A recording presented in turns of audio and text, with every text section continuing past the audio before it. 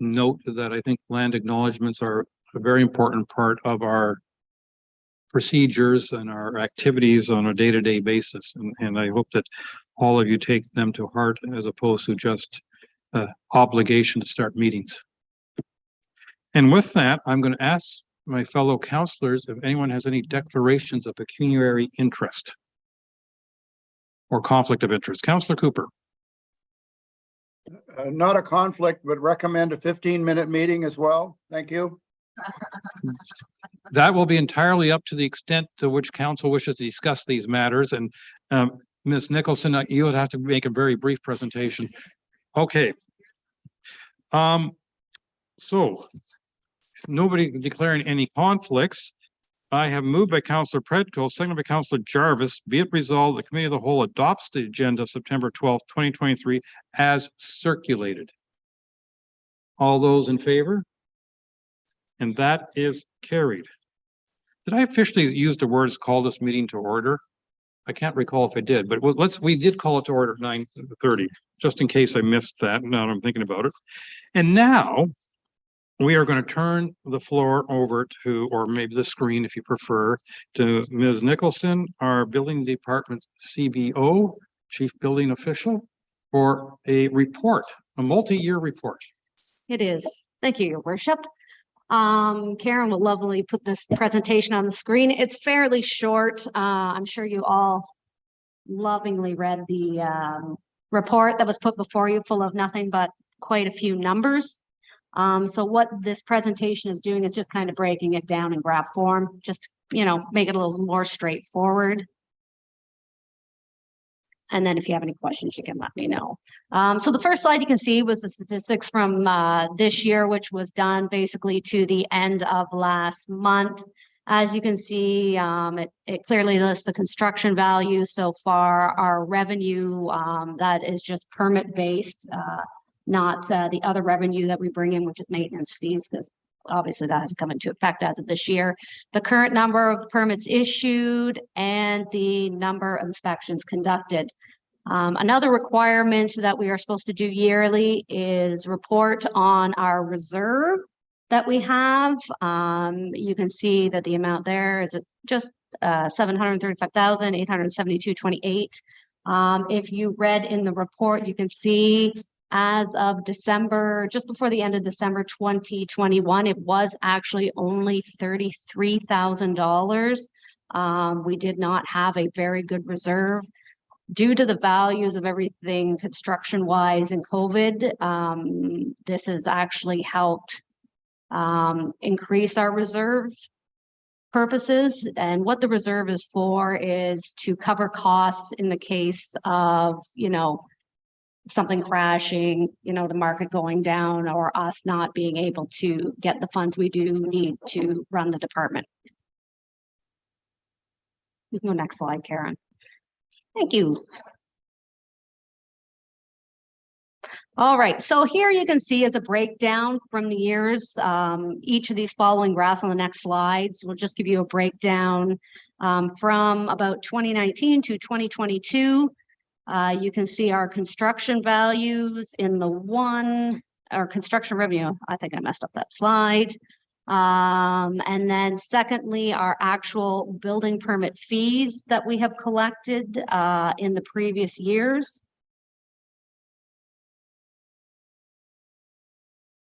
And then obviously the number of permits issued. You can see about 2020 was a bit of a slower year, and we obviously don't know why that was before it previously picked up, as well as inspections.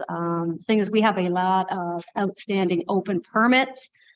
So even during years where we don't have a lot of permits that are issued, we do still have people slowly pecking away at their permits, trying to get inspections, and hopefully we get them to the point where they actually get these closed. And this here is a lovely little slide about building complaints. You can see a number of complaints, order comply, stop work orders. They sometimes go hand in hand. Sometimes we like to deal with building complaints without actually having to issue orders. We normally give them, you know, a certain amount of time to get in to rectify the situation themselves.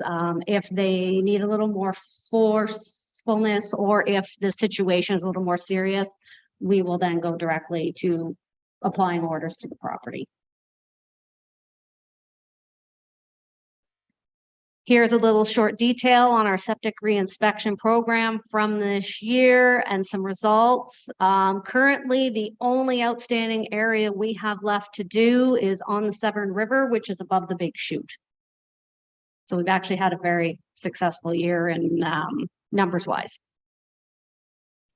And that was just kind of the basic little breakdown of that report, but I'm willing to answer any questions if anybody has any. I was so grateful to have it confirmed that when you call building complaints, it wasn't complaints about the building department, but it's the building department complaining about construction. Yes, yes. And with that, Councillor Jarvis, can you set off the discussion, please? Yeah, thank you. Kaylee, Yeah. in your exception reinspection, I don't see anything on the bay. No, what it was done from An this explanation for that? Pardon? Sorry, it was done based on issues where we had water quality issues from last year's reports. Thank you. Councillor Predko, followed by Councillor Bocek, please. Thank you, and through your worship. Kaylee, thanks for the report. It's very interesting and of course educational. The one question I have is we have some statistics on septic re-inspections and issues for 2023. Is there any data that's similar for previous years? I know you didn't do re-inspections during the COVID time, but is there a comparable to 2019 or? I could definitely pull out previous permit, like if you'd like that information, I can either bring it back to council or I can send it to you individually as council as a whole. But we could get some of the previous year's information. Sure. I mean, I'd be Actually, I could curious probably find you some old reports that we had done as well. Okay, I would find it Yep. interesting to be able to compare our situation this year to Yep. previous, but Absolutely. thank you. Councillor Cooper, please. Oh, sorry, Councillor Bocek. Councillor Bocek, I apologize. Councillor Bocek, then Councillor Cooper. Thank you, and through you, Mr. Mayor. Kaylee, I have a question similar to Councillor Jarvis's. I noticed on the list of re-inspections for last year, there was nothing on the bay at all. And my thought was that this had been a continual rotation of inspections, and there was years that we would be out on the bay doing it and years that we'd be on the inland doing, but that's not the case, I hear. This is more complaint driven. No, this was more based on the water quality test results from last year. So generally, the whole point and purpose of the septic reinspection program as it has been set is we were looking at areas and we picked certain areas over the years to continually eventually cover every section of the municipality. When we came into this year, because we hadn't done it for 2 years, knowing the big issues that were around water quality and the testing and that, we thought we'd put that information to good use. Okay, that's great. Thank you. Sorry about that, Councillor Cooper. Your turn now. Thank you, Mayor, and always delighted to have Councillor Bocek go in front of me. Maybe not. Anyway, kidding. Thank you, Kaylee. Good, very nice summary. Very simple for us simple-minded councillors to understand, especially some of my fellow councillors. Anyway, I do think that it would be helpful to have some sort of report from you maybe at the next meeting as to the intent for the next 2 or 3 years, because you know, we have a lot of properties and residences with septic systems on Georgian Bay, and I didn't see anything last year, and I find it unusual. I thought it was sort of, we spread our inspections across the entire municipality. So I'd like to see a future intent with respect to sort of making sure that we cover off the areas out on Georgian Bay as well. And I would be also, as part of that, it would be interesting to hear what reports you are using to identify the water quality problems inland versus on Georgian Bay, because I think we do identify problems on Georgian Bay, and I'd like to understand that. So I don't know whether you can answer that today. Maybe come back with a little bit of information about the future and the water quality reporting that motivates inspections or not. Thank you. You bet. We used all the water quality reports we received from last year. So the ones done by the district. I can't remember Paul Wianco still did his last year or not. I believe so. So we used his as well as I think Dr. Pat Chow Fraser did hers as well. What we did for this year was pick the worst places where there were the worst problems. And I understand that, you know, most years, every year in the past, we have done a great area of Georgian Bay. So it has been covered in the past, and it will be covered again. As for moving forward, it's a good conversation actually to have with council, and hopefully I can do that with council members if it's allowed, off the record, not obviously in a meeting, to discuss which way we want to see this program going. Because as you know, how we do it now, it's mostly visual. Most places, other municipalities that are involved in the septic reinspection program do visual inspections unless they believe there is an actual issue. And then here as well, what we end up doing is if we believe there's a problem, we'll get into dye testing and things like that. I know other municipalities in their septic reinspection programs do require having septic tanks pumped. As you know, here with Georgian Bay, that could tend to be a tad on the expensive side. But again, this is all questions and discussions we can have about moving forward to see how this program should move forward and whether it's something we keep in-house or if it's something we require with maybe possibly a third-party testing or specifically targeting older systems. But there is good conversations to be had moving forward. Follow up, please, Mayor. Go ahead, please. Thank you, Kaylee, and I'm glad you highlighted other programs that are available. The district was charged with coming up with a district-wide recommendation regarding septic inspections. And I don't think anything has come forward yet, which is unfortunate. And maybe we have to just take the bull by the horns ourselves, but I did introduce that and asked the district to develop something, given that probably, I forget, it was something like 80+% of all the residences in the district of Muskoka are, guess what, on a septic system. Hello. But all the focus is on treatment and water treatment and septic treatment in the residential areas, the urban areas. So I think it would be time to maybe light a fairly large fire under somebody, you know what. Anyway, I just like to sort of bring that forward because I think we do need to make sure that we're moving forward in such a way that we are capturing some of the problems. I can tell, I would mention, for example, there weren't any huge problems identified on Georgian Bay last year, and part of it was a lack of rainfall, was my understanding, that you know, some of the typical years that we've had, many years, whereby a lot of the pollutants were in the waters, but not last year because of sort of a lower level of very large rainfall. So I think we need to be mindful of that as well. Anyway, maybe you can perhaps find out more about what the district is going to do in terms of getting off its duff. Thank you. Thank you. Councillor Hazelton. Thank you.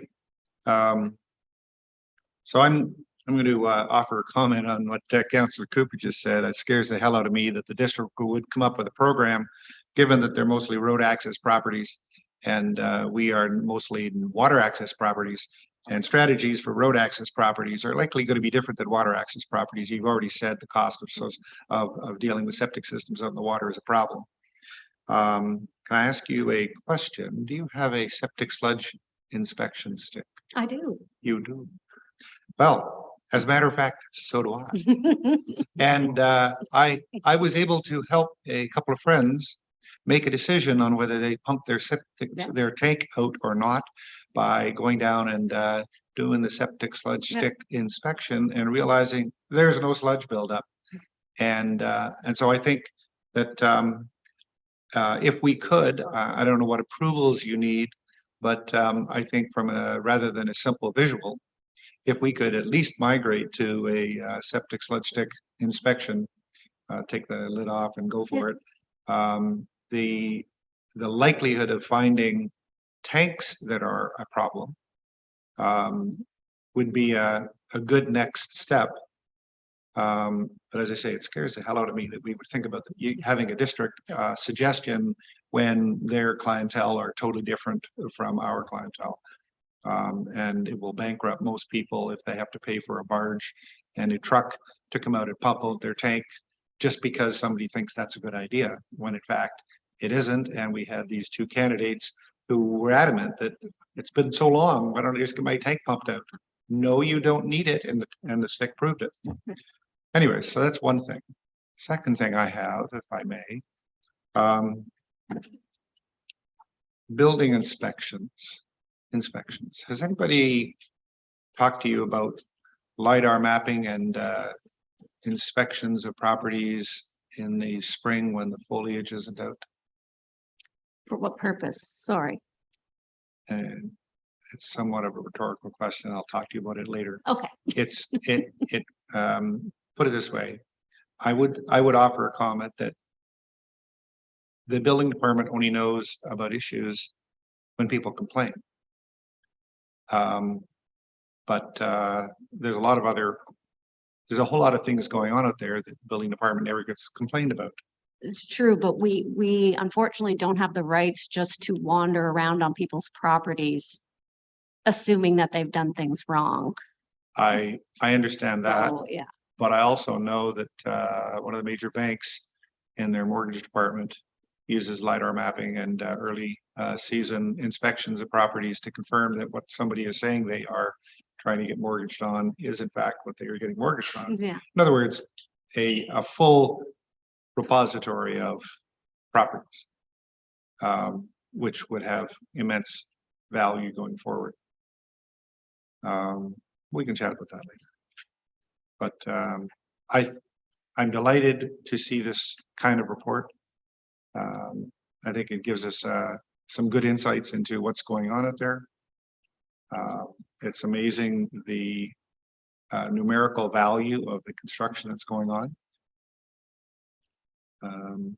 I guess given that you're linked to MPAC, that means that the reassessments kick in as well.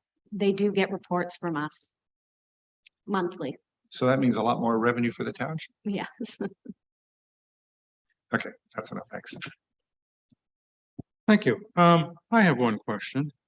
I'm afraid it's the accountant in me coming out, but or the ex-accountant. Yeah. But I'm curious why the revenue spiked in 2021, whereas the building value, in 2022, the building value, the construction value went up and the revenue went down.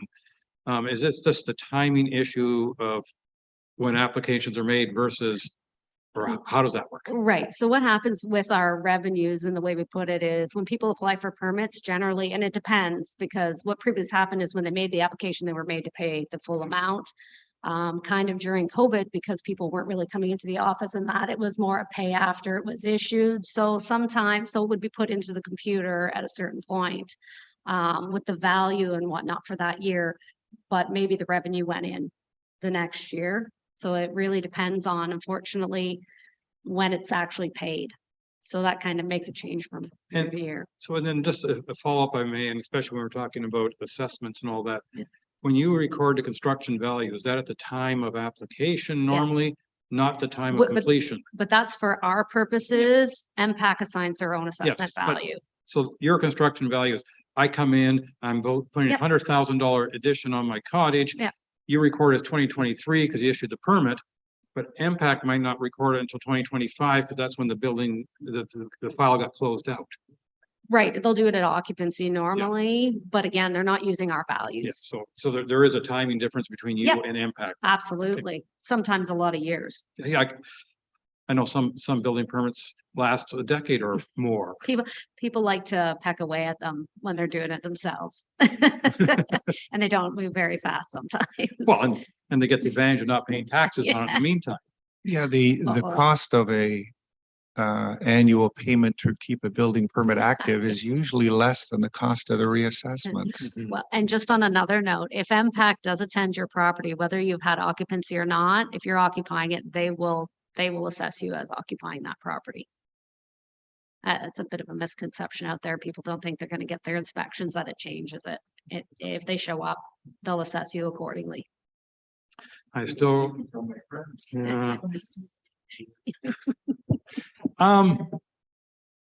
I'm not seeing any other hands. So I'm going to say thank you very much. And I'm going to read a motion. Moved by Counselor Hazelton, seconded by, well, no, it won't be Counselor Graziano. So I'm going to go over to Bocek. Be it resolved, the building department report be received for information. All those in favor? And that is carried.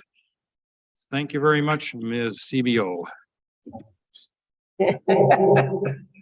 Oh.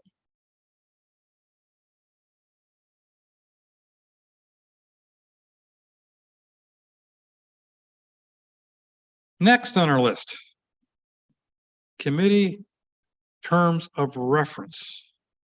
And I believe Ms. Wang, is that your neck of the woods? Then over to you, please. I brought forward a report in August about working groups and updating the terms of reference for a committee terms of reference policy. It was the will of the committee at the time that we include verbiage for committee work, or not for committees, but for working groups, which I have done. There's a definition, which working group means the process of bringing together industry members and relevant stakeholders for a specific task or project. And then there's an included section on how a working group will function in a little bit more detail. So we have an understanding of this moving forward. Thank you. So we have in front of us the revised committee terms of reference policy. And the question is, does anybody want to speak? And I see Councillor Hazelton.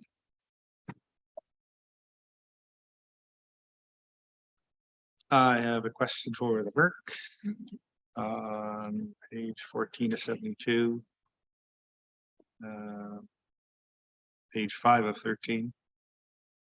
You're stating here a quorum of council is not permitted in attendance at a working group.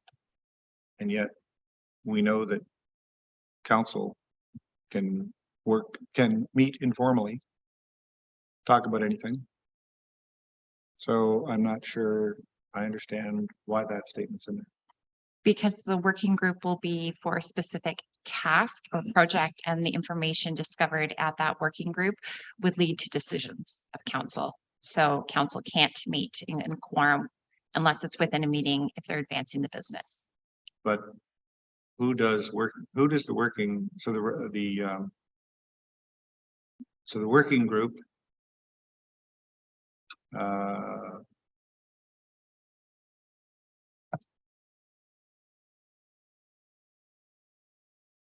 A working group could include up to 3 members, yeah, but it's more meant to get. I guess what I'm struggling with is I think the intent of the working group was some counselors without constraints of quorum put their heads together on a variety of matters. No decisions are being made. It's basically I'm sensing that you're confusing a working group that is led by either a member of staff or a member of council for a specific goal, specified goal, versus an informal gathering where discussions may take place. Because if you're talking about an informal gathering, that's not through the township, if you will, that's on the side. That would be yet another categorization of people getting together. Yeah. Okay. The working group is I'm going to call it a structured group of the township. Okay. Sorry. Councillor Cooper, please.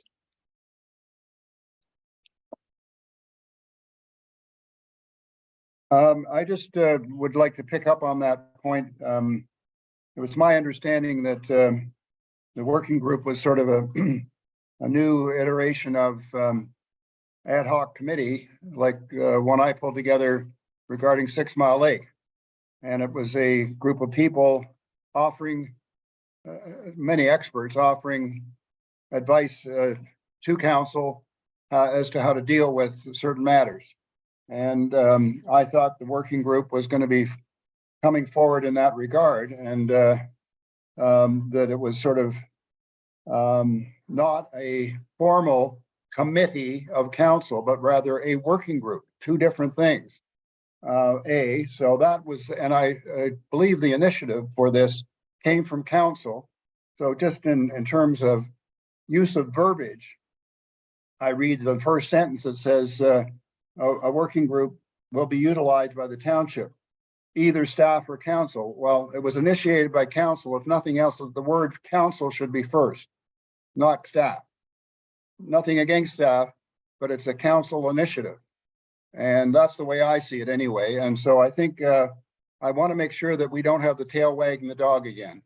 And I'm getting a little bit of an impression that this is going to be driven by staff, not by a number of different requests that might create a working group from council requests.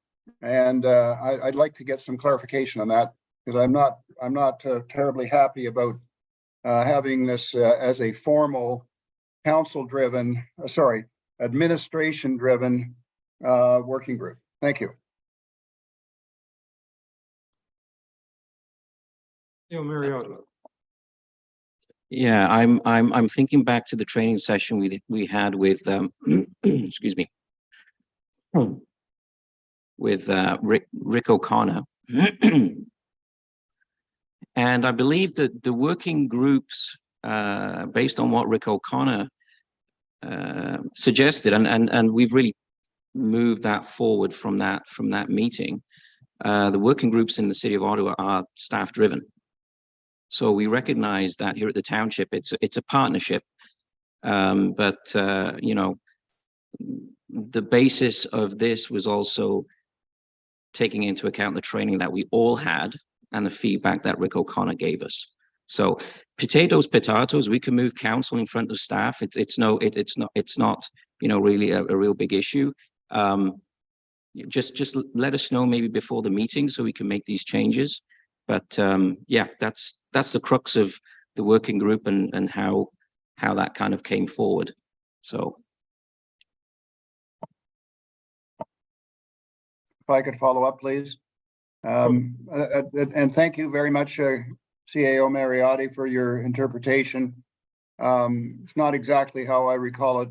I also recall that we did hear about working groups in Ottawa, but the council took up the gauntlet and suggested that it might be a way to evolve and develop discussions amongst experts, but outside of having a sort of a formal relationship and formal oversight and minute taking and on and on and on. So it was a chance to have great advice, but in a more informal environment. And that's what I would like to encourage. So I think my suggestion is that this is maybe still a draft, and I, for one, would like to follow up and speak to Rick O'Connor and get some real specifics as to how they handle it in Ottawa as an example, just to help guide us. Nothing against having staff involved, but I think every time we have sort of get it more formalized, that it's, for one thing, it doesn't move as quickly. And what we're really trying to do is be able to respond to various issues along the way and create a working group. Sometimes it'll be only a short-term working group. And we need that ability to be sort of fast on our feet, so to speak. So that's my view. Thank you. Councillor Cooper, this last sentence of the second paragraph reads, formal agendas and minutes will not be produced. So I think the working group is informal.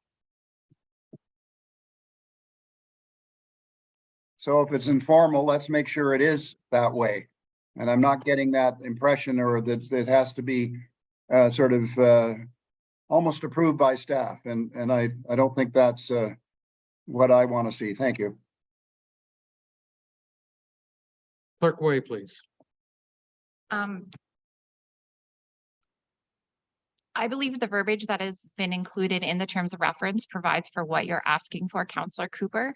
Some initiatives and projects council's given direction to staff to lead, and some are led by a councillor themselves, such as your community plans working group that you put together and you presented the information to council. So that's why it references both staff and council. If you want council to be listed first, I'm happy to do that. But some of the projects are being driven by staff workload versus by council workload. And that's why it's referencing being staff led versus council led.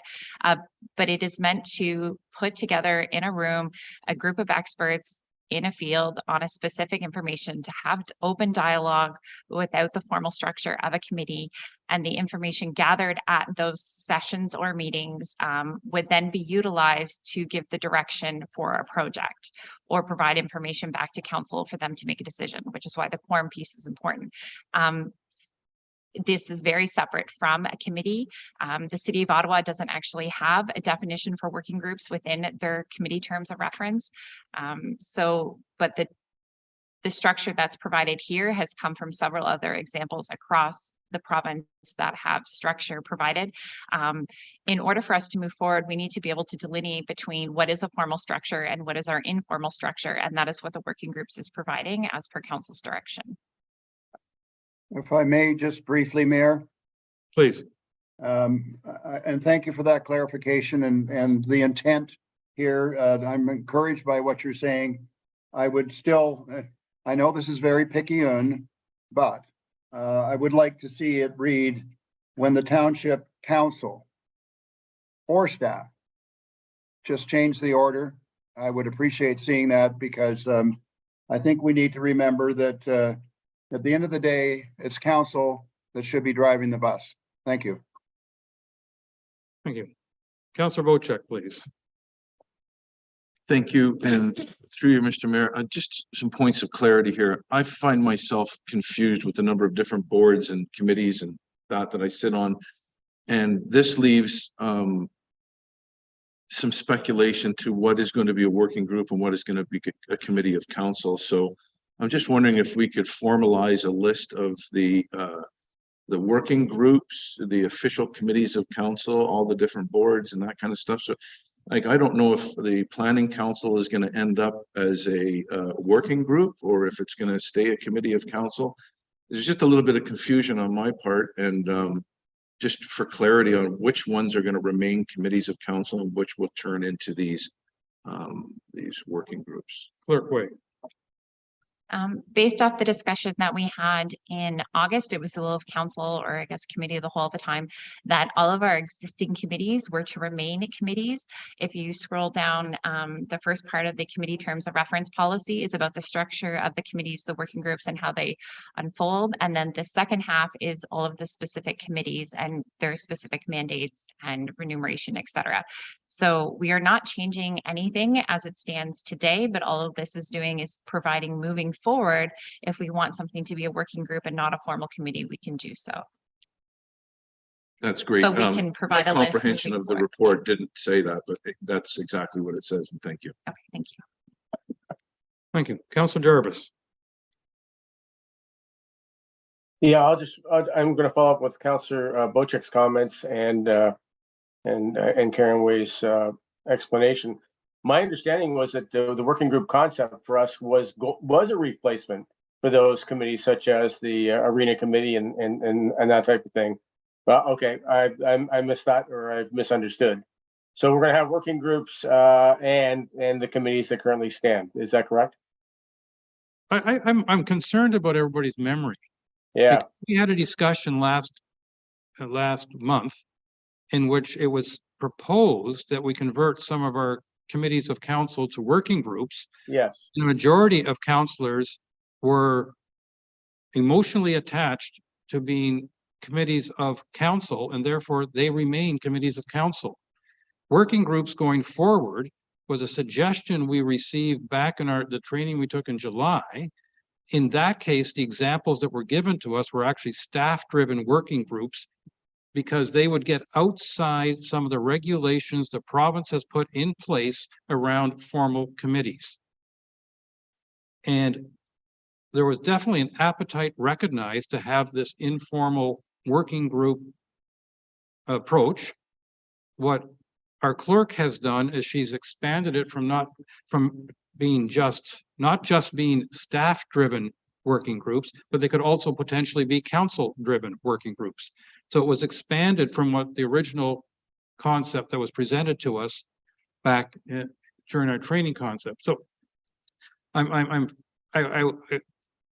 hope that most of you can try to go back to the August discussions and realize that the current standing committees of council remain standing committees of council because that's what you said you wanted.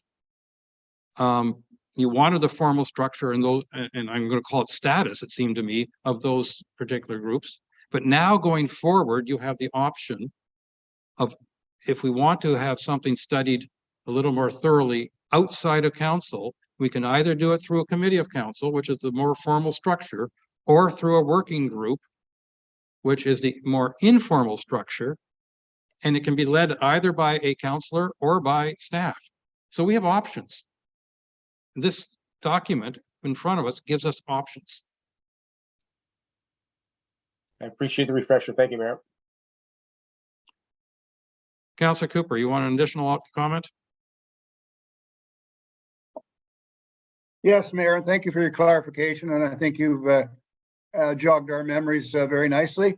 And I just would like to say that what the working group gives us is an opportunity to pull something together, to study something that's come up in front of us, and pull a few people together that have some expertise, come back with a recommendation to some other formal body, including committee of the whole, council, whomever, and make possibly a recommendation or not, or a report. And it's so, I think, well, a working group is a term. Another way to describe it is sort of ad hoc. In other words, it's pulled together, work on a project. Your working group probably will not carry on for year after year like many of the other committees. That's sort of how I see it, and it's a very useful tool. And I don't see any reason why we wouldn't want to have this in our midst, in our toolbox, so to speak. Thank you. Thank you, Councillor Cooper. I agree exactly with what you said. I mean, the working group is put together to achieve a specified goal. So in other words, it is definitely more narrowly focused in council as a whole, or committee of the whole, or another such formal things, in that it's a specific goal. We're going to decide whether or not we provide umbrellas during rainy days. Specific goal. Or if we decide to examine septic inspections and what the district is doing and not doing, and see if we can come up with some recommendations. That could be a working group. Yep. As an example. And the advantage of that, if I can just carry on with that example, is for that septic system working group, we could bring on board people who are in the business of either providing septic tanks or inspections, whereas in a formal committee, they would have a conflict of interest. And that's one of the advantages of working groups. All right. Any other discussion on the proposed, this is our committee terms of reference.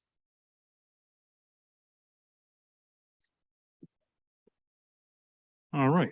I have moved by Councillor Cooper, seconded by Councillor Bocek, Be it resolved that the committee of the whole adopts the committee terms of reference policy as presented. Subject to that one edit reversal that Councillor Cooper suggested.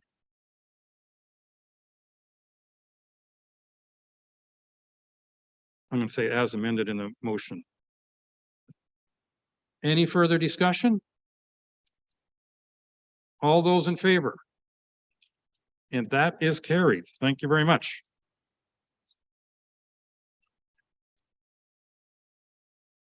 Procedures bylaw updates. Madam Clerk. Thank you, Your Worship. So throughout the year, we've received several requests from council, either through council meetings or through COW, to make some amendments to the procedural bylaw. But again, we are waiting until we receive the training in July from Mr. O'Connor. So I've taken those requests, made amendments to the procedural bylaw. I've also done some housekeeping with it, moved some sections around just so it flows better. Changes are highlighted in yellow. Anything removed is struck through. I don't think there's any wild surprises because all the discussions about making these changes have been had previously. All right, thank you. Councillor Jarvis, please.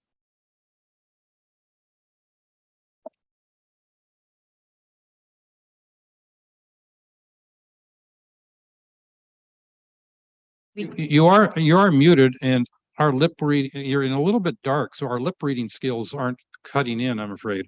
Okay, I think we need a new program on lip reading. Anyway, sorry about that. See section C, schedule C, Karen, clarification under special meetings. If I got this right, section is it's page 14 of the draft bylaw, if that helps. My clarification is with regards to you note that it shall be the duty of head of council to summon a special meeting upon written request by a majority of members. Can that written request be electronic?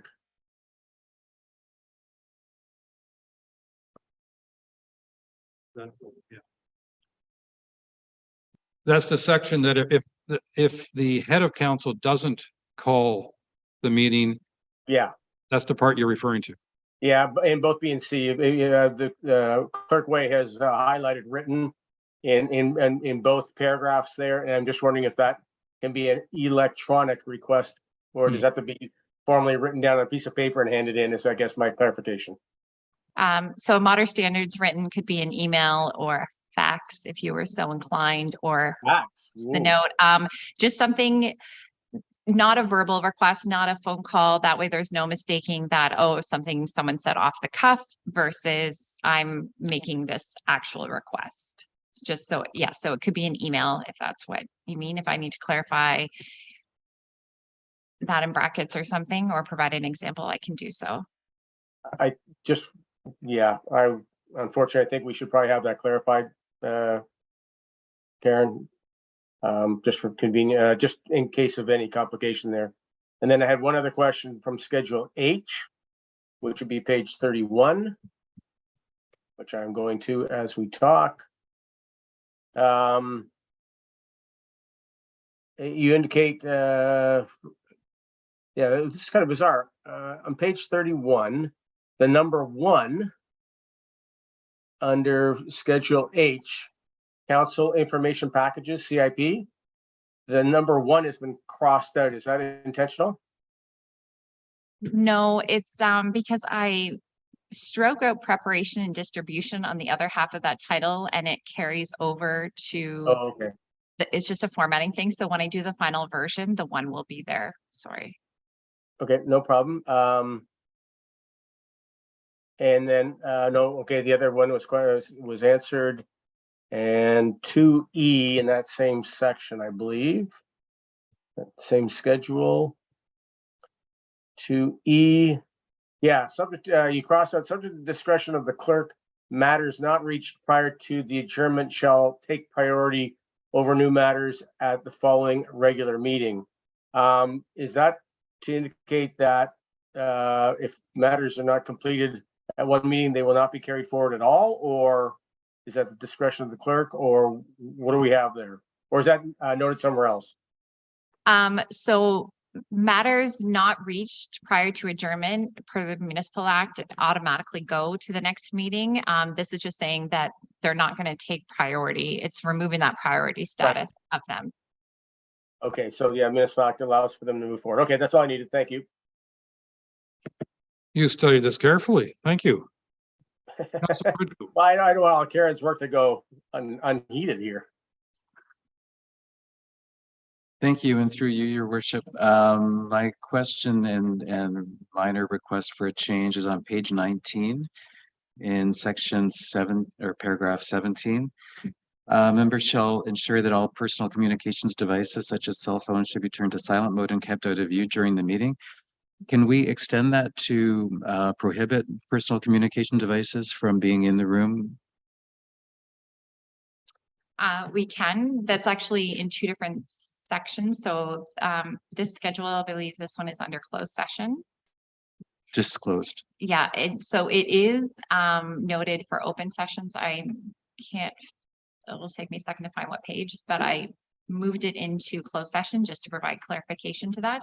We can certainly, if you want a different rule for closed session, we can have it so they're not included in the room or not permitted in the room. Sure, I think it's not inappropriate during open session as long as they're out of view and in silent mode, but I think in closed session, it may be more appropriate to not have our phones with us. Okay, absolutely.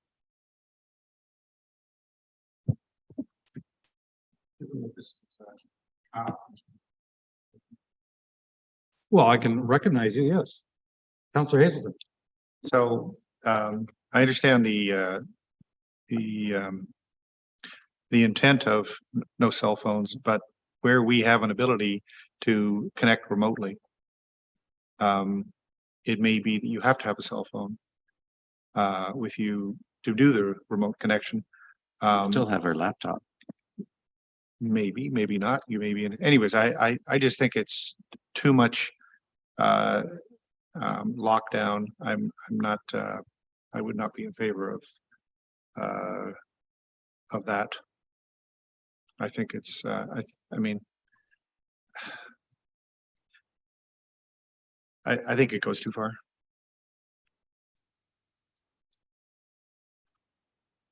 Okay. Councilor Cooper, followed by Councilor Bocheck, please. Thank you, Mayor. And let me just clarify. If I was in a closed session right now, my cell phone would have to be here. It's the only way I can get a signal. So just any of us that are not on 5 or whatever have to have a cell phone to bring in the signal to allow us to attend these meetings. So I think we have little choice but to have cell phones. To be using them is a different matter in terms of having conversations or recording anything of that sort. But as far as bringing in the signals, I still need a cell phone. Thank you. Clerk Way.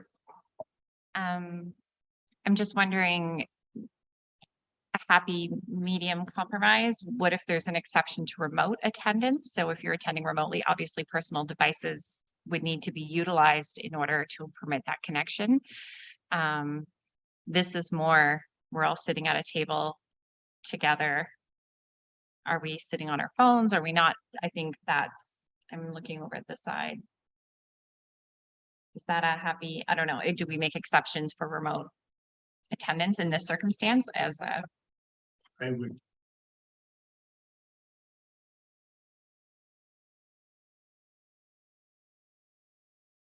I would continue to comment that you take the cell phone away from even a closed session, and this is, most people have said this is a volunteer job, and you have other elements in your life that may or may not need to be engaged in communication, which it may be that you have something come in that you need to get up and move and leave the meeting. I think that it's removing an ability to have a life balance. And I think the expectation is just like the expectation of attending 50% of the meetings in person, the expectation would be that you only use your cell phone for urgent non-township business issues. And I'm not quite sure what the reason for not having a cell phone in the meeting other than risk of recording, but I can't see that being an issue with the integrity that we are expected to maintain.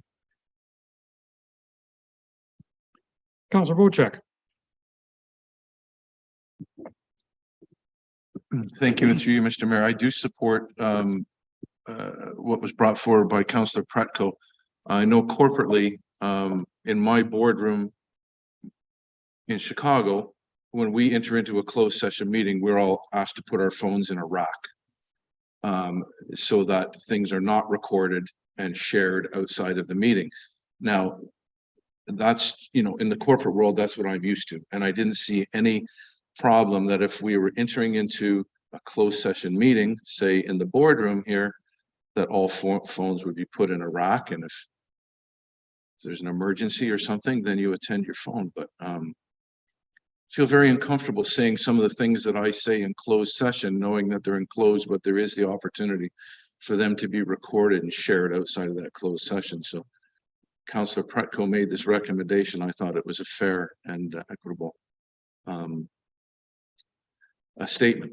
So I would agree that there's no place for personal cell phones in a closed session meeting. And I don't think it's necessary. Thank you. Councillor Pretko, do you want to respond to all this?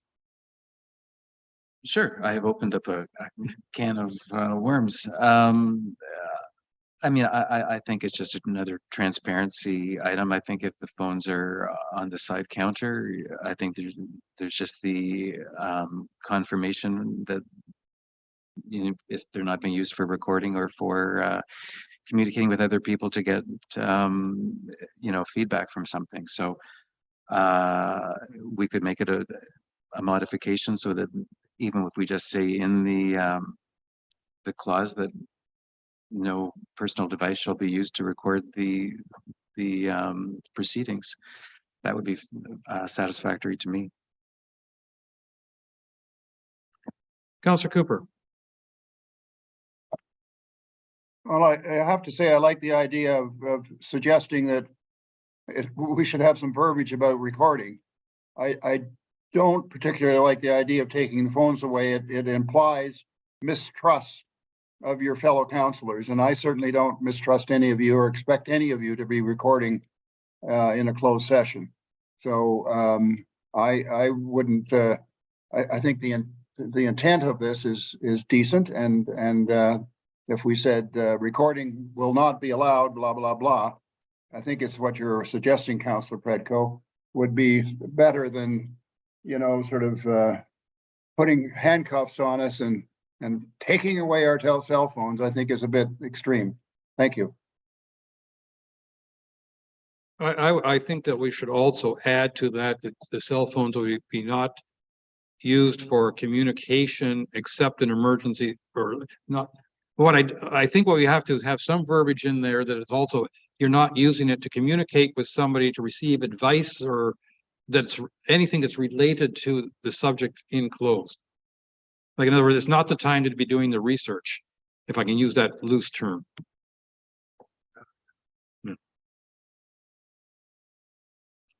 Any other comments? Councillor Hazelton.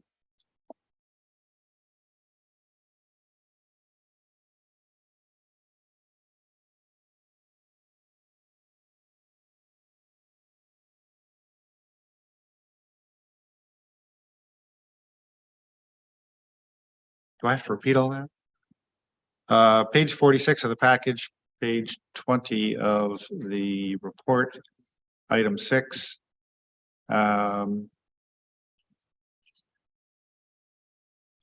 Page 20. You're looking for at least 7 days advance notice Okay, sorry, as soon as practical, whatever is greater. Well, whatever is greater. Well, what happens if you have something happen and you're not going to be there in advance? Or not going to be able to know in advance? Exactly. So I think that, I think it's a good wish, hope, but not requirement. And that's why it says, or as soon as practical. Whichever is greater though means Or 7 days. If you take the whichever is greater off, yes, but if you're sick, obviously you can't tell me in advance that you're sick. The problem is I'm finding out the morning of, Yep. as I'm sitting down or not even, that people aren't coming and there's been predetermined reasons as to why they weren't going to be here that other people knew about. And there's preparation that occurs that would be very helpful that I knew in advance and I'm not being informed in advance and when I, there are planned advances. So Right. I can change the wording to provide an exception, obviously, but that's the intent of it. I get it. You want lots of notice. I agree with it. But I think that the way it's worded makes it difficult to comply with, and I just think that we need to be sensitive to that.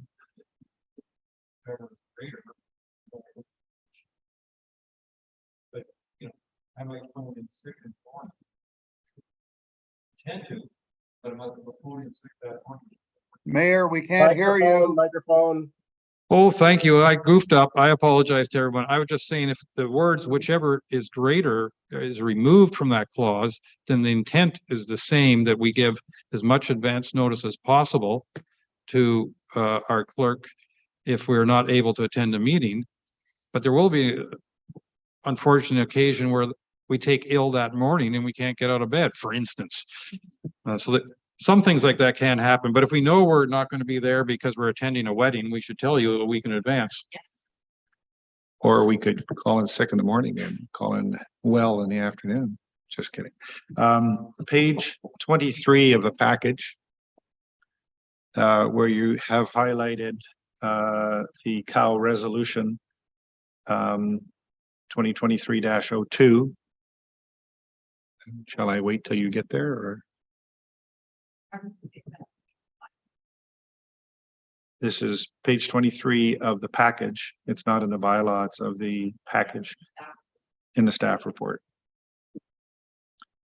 And it's the first page of the staff report. How's that? Makes it easier. There's a cow resolution. Item 2 is staff to report back on travel allowances. And I haven't seen anything in this reflecting travel allowances. Correct. Did I miss it? No, because travel allowance options is separate from the procedural bylaw. It's a remuneration thing, and I have not had time to research that and bring a separate report back. Okay. Sorry, I just have to say this under item number 20, decorum. The words are, it is appropriate and socially accepted way of behaving. Well, given what Trump has done in the States, is there a new milestone of behavior that we need to drop to? Sorry. Says the man who goes to Alabama on a regular basis. Or is it Georgia? Georgia. Hey, Raffenberger said they've got the best election model period in the States. They're fighting it anyways. Did we always have 2/3 majority for key things? Or is that new? I don't know what page you're on. No, page 6 of the package. Item number 45, definition 2/3 majority. We always have 2/3 majority reference throughout, but it wasn't clearly defined. Okay, so So this is just adding it to the definition page. and I get that, and the words are 2/3 majority vote, but in all the other instances, you took the word majority out and you just said 2/3 vote. Okay. And I'm just wondering, now that we have 2/3 vote and that's not defined, is that an issue, or am I being way too picky? I don't want to say you're being picky because I like attention to detail, so I will fix one or the other. But it doesn't really matter. I mean, one could modify the definition to 2/3 majority vote, or in brackets, 2/3 vote. Mhm. And then we would not have to change all the other instances of it.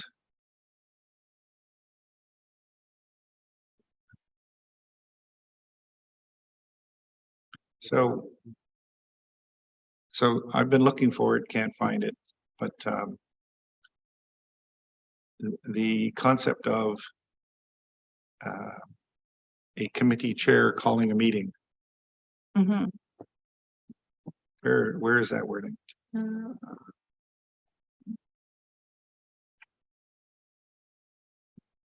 It is. It is somewhere. And I know the answer, but I don't know what page it's on. Is that helpful?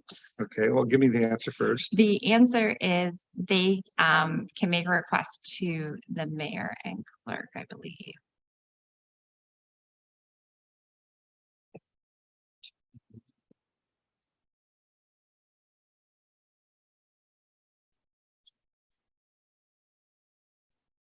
No, he needs to actually call the meeting of the board. Because the issue that we discussed Mhm. previously was it's awkward if you have to have the chair go to the mayor and the clerk to call another meeting when you've got the committee members sitting there going, we need to meet again. And how do we go So- about doing that? And Page 16 of the bylaw states, in the event the chair would like the committee to meet, they may make a request to the mayor and clerk for consideration of an additional meeting. Which is pre-existing in there. I get that. I just know that we had previously talked about giving the chair a little bit more power and facilitation, if you will. So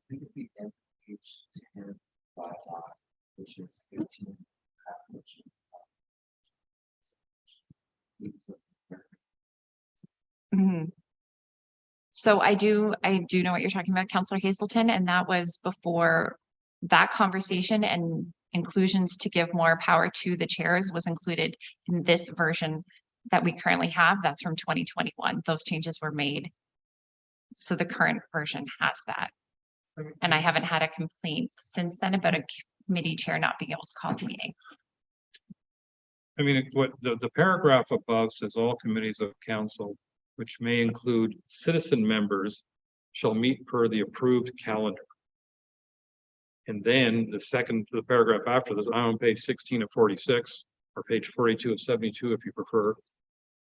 Then in part B is, in the event the chair would like the committee to meet, they may, and I presume this means in addition to the approved calendar, they may make a request to the mayor and clerk for consideration of an additional meeting.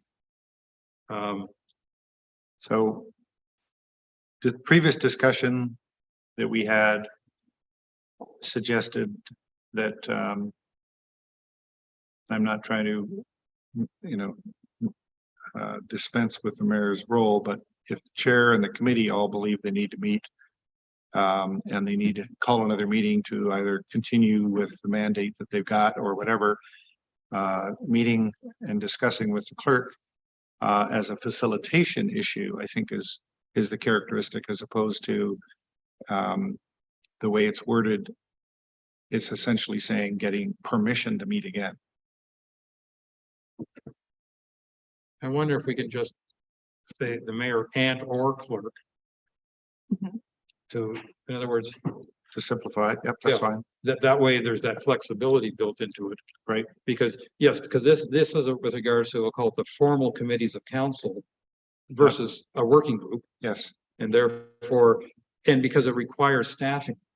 yep, We don't want the chair to call the meeting when it turns out that no staffing is available, et cetera. That kind of thing. That's my suggestion. that's good. And then back to the other point that was brought up a minute ago on page 11, item A, where the clerk, in consultation with the chair and staff liaison, determine and publish and distribute the agenda. I would just like to go on record to say that for the planning committee, that often did not happen. I like the wording in that item A. And I think it's important that we respect and follow that guidance.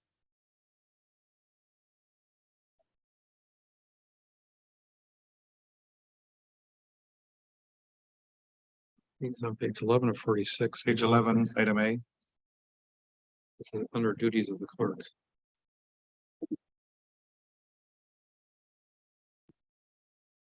Duties of the clerk and or designate. So I'm assuming that means the deputy clerk.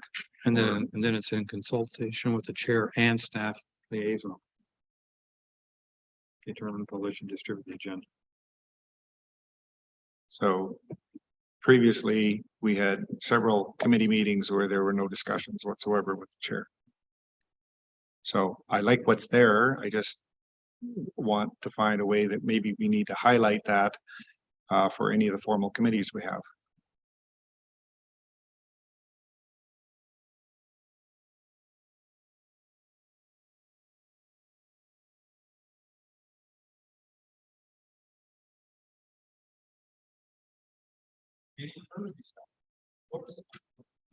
Putting my mic back on. Any further discussion? So do you want, with the information you have? Oh, I have more discussion. Oh, Councillor Hazelton. And I don't know if this is. Okay, we talked about producing a calendar at some point in time of proposed meetings.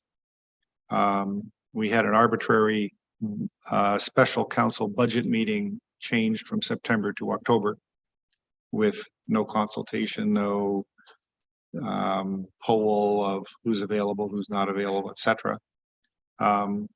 And we have spoken on many occasions about the importance of ensuring that we pick a date that not only staff can make it, because you're picking the dates, but when council can make it. And that wasn't done in this case. And I'm wondering, should we be putting wording in this procedure thing so that we don't forget that that's a key tenet of our operation? Aside from that one example, council has been contacted when scheduling our special council meetings. The issue with that particular one had to do with timing and availability, because it's not just our schedule, it's the district schedule, which is taken into consideration. It's OLT matter schedules that wreaked havoc in that month as well. So if in the event that date wasn't an option for the majority of council or caused a major issue, we would have had to go and find another date, knowing that it would push back the entire 2024 budget process even further. So that was a one-off situation because there wasn't options for dates to provide. So apologies if that caused issues, but I've only heard back from one member who may struggle with attendance in that regard. Me too. Okay. I'm going to be in Vegas. I might have to Zoom in or not. And it can't be a long meeting. I'm always encouraged when I hear councillors say we can't have long meetings because that will help us to make them briefer.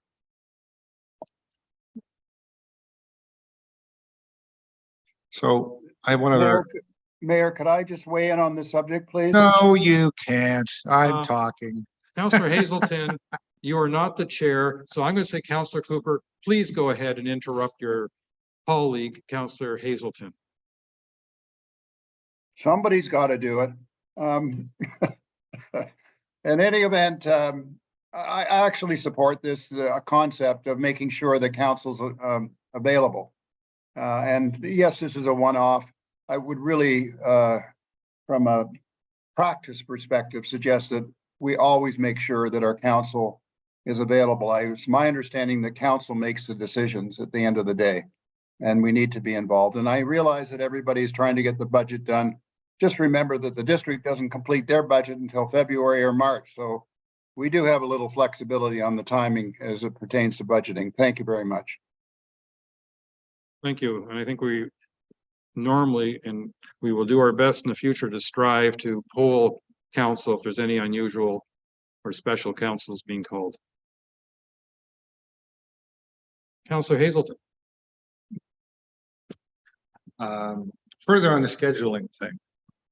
I'm wondering whether there is an appetite on council to consider some priorities on matters where the community and the council or councillors feel that there needs to be councillor presence at things outside of council. So for example, October 10th, we have, as I understand it, an OLT meeting on the Oak Bay thing. And that, I'm sure, would be of specific interest for visibility to councillors Graziano and councillors Bocek and perhaps others. And does council have an appetite to say, even though that we can't impact their scheduling routine, matters like that have a huge impact in our clientele, our customer, our residents, should we be entertaining the idea of accommodating that date and allowing councillors to attend? Are you suggesting we cancel or reschedule our council meeting for that day? Do you mean the 11th? Yeah. The Monday on the Tuesday? Yes. Sorry. Yeah. So Are you saying in certain circumstances we should change our? I'm just trying to understand what you're asking me. yes, I haven't heard any other councillor request this for this OLT meeting, but I had in my experience last term, an OLT meeting that I felt I really needed to be there to represent the community, and there was a council meeting. And so I didn't push to ask to have it rescheduled, but I think there may be an appetite to consider that. I would certainly be supportive if we had two councillors looking after that geography, asking for a rescheduling of that day. I would be supportive of that. I don't think we can rule it out, but I think we have to be very careful with it. In other words, it is one of the things where I definitely would like to get at least 2/3 in favor of making a change if it could be accommodated. Okay. But I think we have to, we want to limit our use of changing dates as much as possible, given the fact that it affects a lot of people. I understand that, and I'm not, maybe it doesn't need to be baked in. Maybe it's something that can be determined by the mayor and the clerk on an ad hoc basis. So we don't need to craft wording around it. But I just, given that we're talking about scheduling and things like that, I think that items like that, where there is so much resident focus and interest, that perhaps the councillors who are specifically responsible for that area may want to be visible and championing their resident interests. Absolutely. There's okay. Any further discussion on this matter? Oh, Councillor Bocek. Thank you. And through you, Mr. Mayor, I hear what Councillor Hazelton's saying, and I've run into that opportunity quite a few times over my time on council where I wasn't able to attend an OLT appeal hearing because we had a council meeting that day, and it was for me to sit and read through the minutes of the meeting and really try and get a comprehension of what happened. I would rather be there and hear the expert testimonies and that type of thing. So I agree with this. I'm not sure what form it would take or how it would have to happen, but I would like in the case that was mentioned here with the OLT hearing for Oak Bay, if there was a council meeting the same day, I would choose to miss the council meeting and be at that meeting. And so I think we need to we have to have something in here that gives us some flexibility, that if it's very important OLT, it's being held in the township or close proximity, that counselor should have the ability to go. And of course, we don't want to miss a council meeting because it's important, right? So in cases like that, then I think it would behoove counselors to inform the clerk and mayor that they will not be able to attend a particular meeting. And if a trend is forming, we'll have to make changes.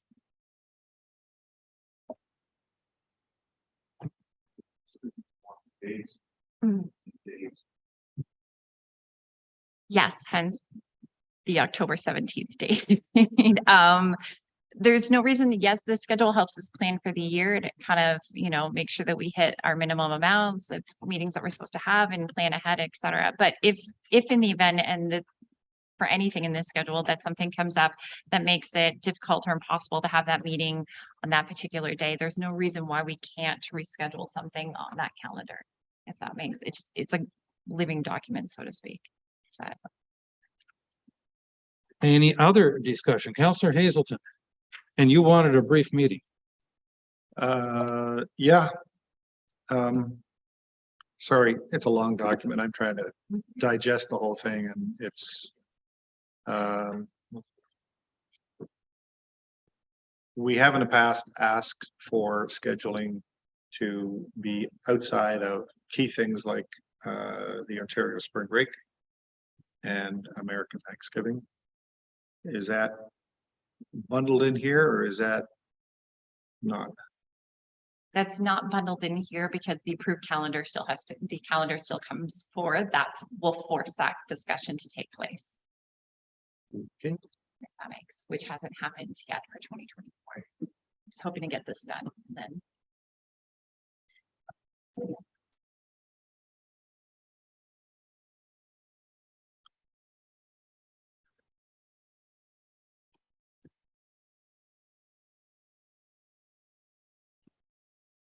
Okay, seeing no other hands up.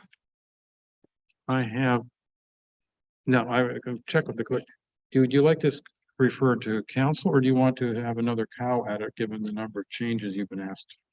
Well, I think I've only been asked to make 4 tangible changes. One is page 14, schedule 3 or schedule C, section 3BC, to include that written communication involves emails, etc. Page 19, schedule D, closed session, section 17. We're adding a clause to ensure personal devices are not used to record proceedings or communications within closed session. Page 20, schedule E. Yes, and communications advice and advice. Thank you, and advice. Page 20, schedule E, section 6, remove whichever is greater, quotes and brackets. Page 16, schedule C, 6B, mayor and or clerk, not and clerk, and then ensure consistent wording for the word majority vote, 2/3 majority vote throughout the document. So I would be okay if this goes Okay. back to council as amended, Yep. if I think the conversation was in agreement to those changes. So I have moved by Councillor Jarvis, seconded by Councillor Hazelton. Be it resolved that Committee of the Whole recommends to Council the procedure bylaw be updated as amended. All those in favor? And that is carried. Thank you. Yes. Yeah, because we're recommending it to Council. We can ask all kinds of questions and make changes then. You know, I frankly, honestly, I don't appreciate that. Not at all, because that's showing disrespect for the whole procedure. When we've gone through it, we've reviewed it. If at council you come up with something you didn't think of, that's fair. But if you repeat the whole conversation we had now, that's abusive of all people involved, in my opinion. We're going to be getting another report. Yes, double check. Yes. It'll probably be a consent report with the bylaw listed to be passed if possible. It's a good time.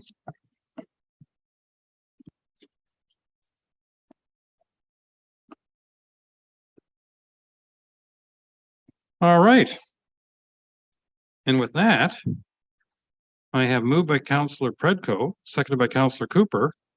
Be it resolved, the committee of the whole does now adjourn at 10:50 a.m. to reconvene on October 11th, 2023, or at the call of the chair. All those in favor? And we